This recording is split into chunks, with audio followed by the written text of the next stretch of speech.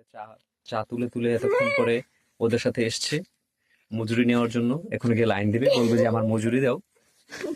প্রার্থনা করি বলবে যে আমি সারাদিন চা তুলেছি, আমাকে মজুরি দাও। অসাধারণ একটা সুন্দর পরিবেশ, অসাধারণ দৃশ্য, আঁকাবাঁকা পাহাড়ি মেঠোপথ,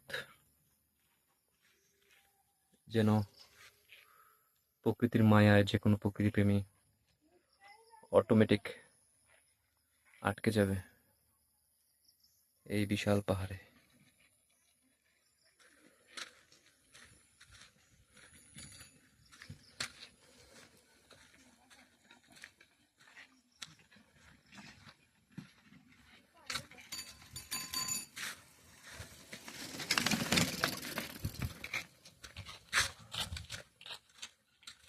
তুমি কি কিছু বলতে চাও প্রার্থনা? এই দৃশ্যটা তোমার কেমন লেগেছে? প্রকৃতি অনেক সুন্দর। আচ্ছা, তো ওভারঅল তুমি রেটিং কবে দিবা? রেটিং কত দিবা এই পেজটাকে? 100-তে 100। 100-তে 100? হ্যাঁ, 100-তে 90 দিব, কারণ হচ্ছে গন্ধ এখানে